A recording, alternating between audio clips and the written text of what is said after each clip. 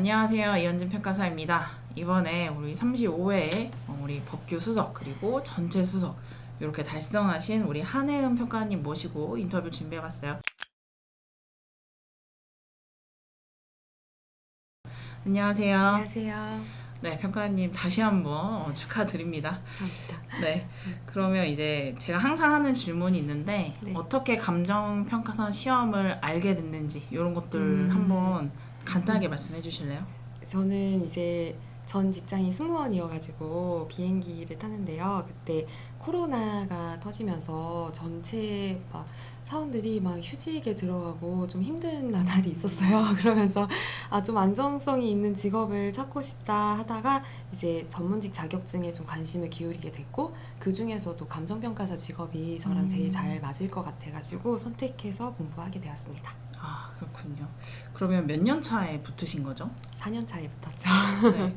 그러니까 2년 차에 타학원 다니시다가 떨어지시고 그 다음에 저를 이제 3년 차부터 뵀었거든요. 그래서 맞아요. 3년 차 때 제 풀커리 들으시고 그 다음에 4년 차 때는 저희 학원 스터디 풀커리랑 단과 추가적으로 다니시고 그렇게 기억을 합니다. 그래서 떨어졌을 때 저한테 상담을 오셨잖아요. 네, 아직도 맞죠. 기억을 하거든요. 작년 이맘때쯤이었어요. 맞아요. 발표하고. 네. 올해 법규 점수 몇 점이시죠? 올해 저는 74점 받았습니다. 그럼 세부 점수 한번 말씀해 주실 수 있나요? 문제 1번, 네, 문제 1번은 31점, 문제 2번, 23점, 문제 3번, 13.5점, 그 다음에 문제 4번. 6.5점 받았습니다. 아, 정말 훌륭합니다.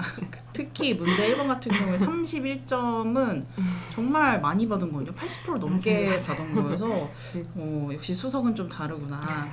그럼 문제 1번 복기부터 할게요. 문제 1번은 어떤 식으로 접근하시고 쓰셨나요? 문제 1번 같은 경우에는 선결 문제였죠.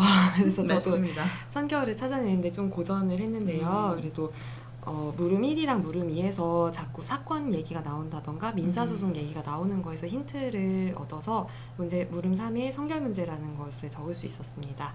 그리고 늘 이 문제가 왜 나왔을까 이런 생각을 하면서 문제를 푸는 습관을 들였거든요. 그래서 이것도 분명히 뭔가 판례가 비슷한 게 있을 거다 생각을 하니까 약간 제 생각에는 문제의 그 베이스가 된 판례를 적고 나왔던 것이 좀 큰 점수를 얻을 수 있었지 않았을까 생각이 듭니다. 그럼 문제 1번 같은 경우에 저한테 이제 복기 목차를 보내주셨는데 네. 판매권의 법적 성질하고 서브 내용 유사 이렇게 쓰셨어요. 서브 내용은 이현진 선생님 서브죠. 네, 제 핵심 정리를 그대로 다 외우셔가지고 네. 쓰셨습니다. 아주 훌륭합니다.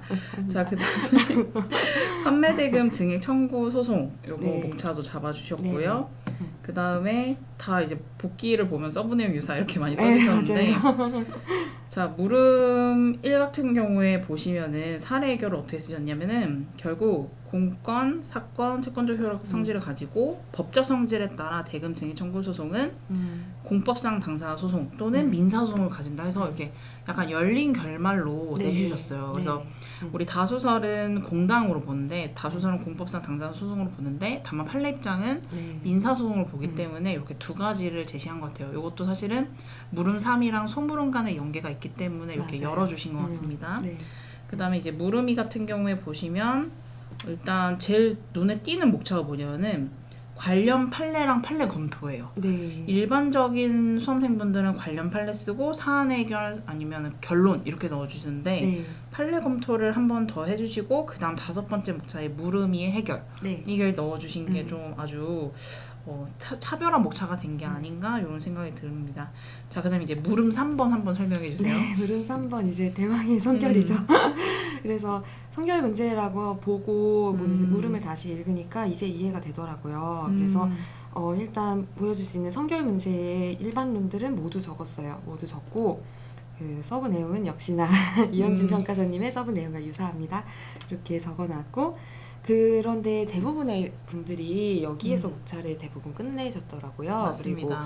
그리고 그냥 바로 해결로 넘어가셔서 패소한다 이렇게 적어주셨는데 저는 여기서 두 가지를 더 가져가게 됐어요. 그래서 저는 항상 올해 공부를 하면서는 어떻게 하면 내가 좀 더 눈에 띌 수 있을까, 좀 더 점수를 많이 얻을 수 있는 차별화된 목차를 적을 수 있을까, 이런 거 고민을 하면서 공부를 했거든요. 그래서 시험장에서도 그런 연습이 되게 유효했던 것 같아요. 그래서 이게 2개를 더 쓰고 나올 수 있었는데, 한 개는 하자의 승계 논의가 불가능하다는 점을 정확하게 짚어줬고요.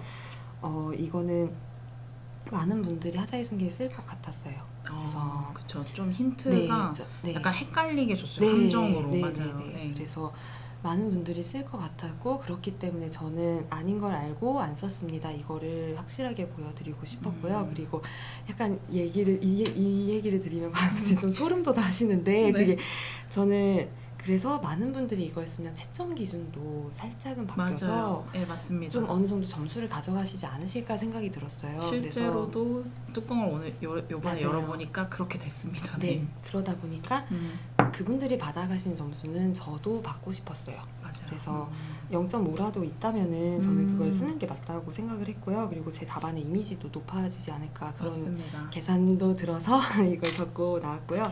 그리고 저는 개인적으로 생각했을 때 이 6번 목차를 저도 개인적으로 되게 마음에 들고 만족하는 이런 목차인데요. 목차를 지금 쓰신 분은 없었거든요. 그동안. 맞아요. 제가 이전에 촬영한 우리 법규 70점 전체 3등이 왕다울 평가님도 하자승계가 논의가 불가능하다는 목차를 잡아주시고 점수를 높게 받으셨어요. 근데 요 무효인 비교 판례까지는 안 쓰셨는데 이 70점과 74점의 차이는 여기에 하나가 포인트가 있지 않았을까, 이런 생각이 맞아요. 듭니다. 그래서 이거 같은 경우에는 평소에 성결 문제 논점 서브를 읽으면서는 내가 만약에 성결 효력이 논점으로 나온다면 난 무조건 무효인 경우 또는 취소인 경우랑 비교를 해서 이 달라지는 결론을 좀 더 강조해서 보여주겠다, 이런 생각이 있었거든요. 그래서 맞습니다. 이거는 계산된 목차였어요. 그 자리에서 이제 성결 효력이 나왔으니까 난 무조건 이거 비교해서 보여주고 가야지. 애초에 준비를 하고 있었고, 근데 또 하필이면 이 판례가 떠올라가지고 그래서 이 판례까지 적고 나올 수 있었습니다.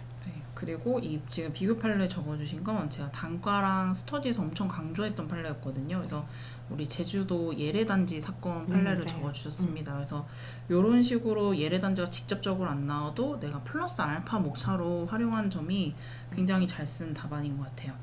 자, 그 다음에 이제 문제 2번으로 넘어가 볼게요. 자, 문제 2번은 어떠셨나요?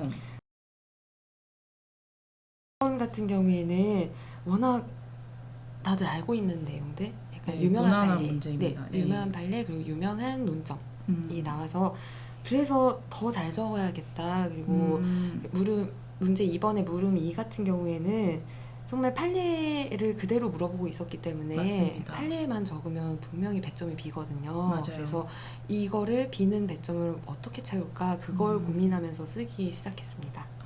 그래서 보시면은 물음 1 같은 경우에는 정정의 의치지 대부분 다 쓰고요.